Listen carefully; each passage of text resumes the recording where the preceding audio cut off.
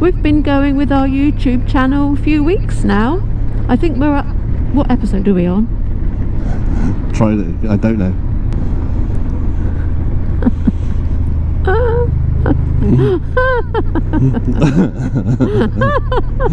What are we like? I know. Try and keep it such simple. Old farts. Don't overcomplicate it.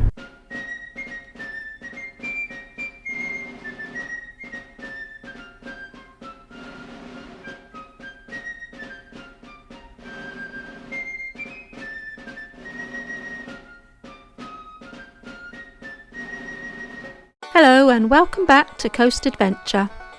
If you've been watching this series, you'll know we are attempting to ride our motorcycle around the Great British coastline. This is episode 14.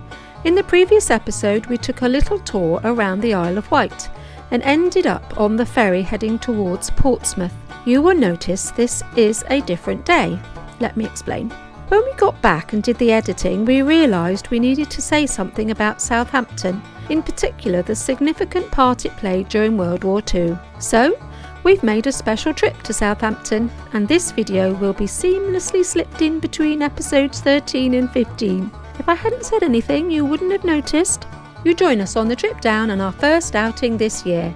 We've done a few upgrades over the winter. I'm sure you've already noticed the tablet. We also have some additional driving lights. These were featured in the options, extras and accessory video we released several weeks ago. Also, I have a heated jacket, so I don't look like the Michelin Man anymore. We're having a few teething issues powering all this electrical stuff, and poor old Jared wasn't able to connect his heated jacket. Oh well, shame. On our way down we rode England's most twisty road and released it as one of our midweek bonus videos a few weeks ago. We got an unexpected bonus of our own when we dropped into the Sammy Miller Motorcycle Museum en route. The museum was closed, but the legend himself, Sammy Miller, welcomed us in, gave a short interview and allowed us to film a special episode featuring his amazing collection of motorcycles. We stayed at the Pig in the Wall and were very impressed. I'd describe it as a characterful modern inn situated on the old quay built into, as the name suggests, the old city wall.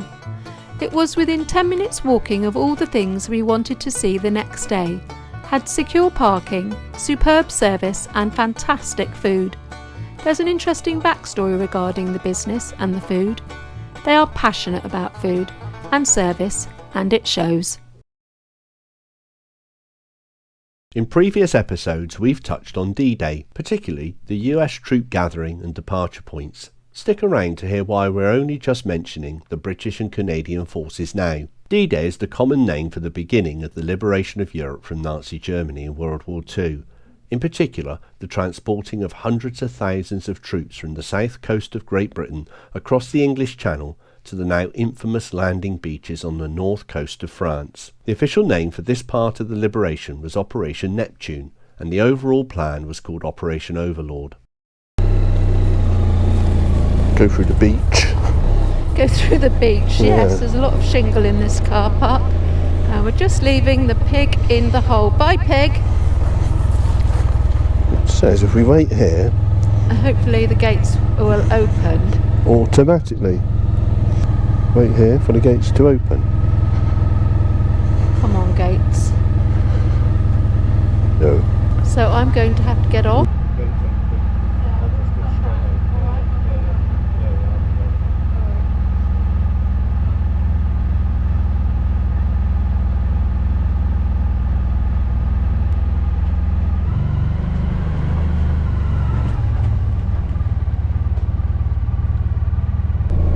Why do I feel like I've got a whole load of reverb? Oh well. And off we go. Had a lovely evening at the Pig Inn, or the hole in the Pig in the Wall. Pig in the Wall. Thoroughly recommend it. Really nice, lovely service, lovely room, fantastic food. Amazing food. But they grow as much as they can in their organic walled gardens, and the chef and the gardeners work very closely together to cook whatever's in season and come up with whatever dish they can using the product. Oh, and it was absolutely gorgeous. And that's the White Star Line dock there. With a massive cruise ship in it.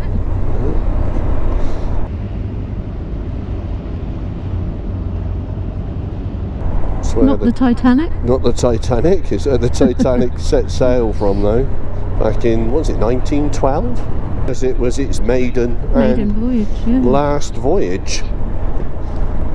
Unless, of course, you think it was the Olympia. Write in the comments down below. Yeah. Some sort of sing-song going on.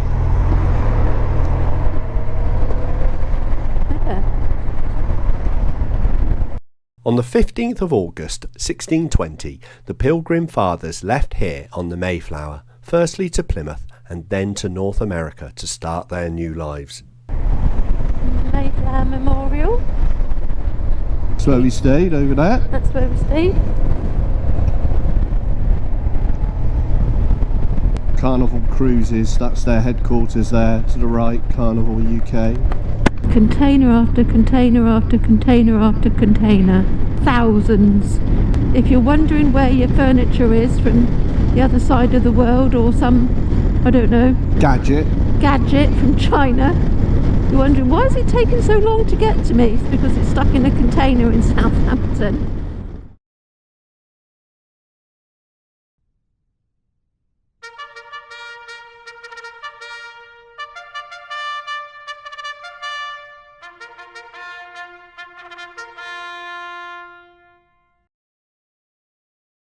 D-Day itself is probably the most famous phase of the liberation of Europe, partly thanks to movies like The Longest Day and Saving Private Ryan. It all began in the early hours of the 6th of June 1944, when more than 156,000 Allied troops left various places along the south coast of England and landed on the shores of Normandy in Nazi-occupied France. There were 5 landing areas that were assigned the code names Utah, Omaha, Gold, Juno and Sword. The British, Canadians and Americans were given different landing beaches and departure points. The Americans landed at the westernmost beaches, Utah and Omaha. They had the most departure points, including Falmouth, Plymouth, Dartmouth, Torquay, Weymouth and Poole. This is why, until now, we've only just spoken about the US troops. The British and Canadian forces landed at Gold, Juno and Sword and departed from Southampton, Portsmouth and New Haven. Southampton was Britain's most important military port during World War II,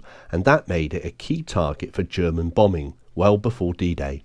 As well as the docks, the city was also home to the Supermarine factory in Woolston, where the famous Spitfire fighter planes were built. Over 2,300 bombs were dropped, with more than 470 tons of high explosives pounding the city.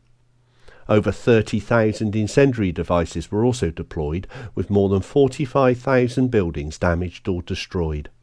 During the conflict, 57 attacks were made on Southampton, but over 1,500 air raid warnings were issued. Southampton would become known as Area C in D-Day preparations. Military Movement Control set up its headquarters in the Southwestern Hotel. The city and surrounding area were placed under strict control to prevent information of the plans being leaked to the enemy. The logistics were immense. To accommodate the invasion fleet, the already large docks were expanded, using the rubble from the buildings destroyed by the German bombing of the city. New rail depots and sidings, aerodromes and stockpiles of fuel, food and almost every type of supply imaginable were hidden away in the hinterland of Southampton. The Mulberry harbours and Rhino pontoons that were used as temporary landing stages for ferrying supplies from ship to shore were assembled close by in the neighbouring inlets and creeks. Hundreds of landing craft were assembled in the city's western docks. In the approach to D-Day, every road, lane and field surrounding the city was filled with military vehicles and personnel.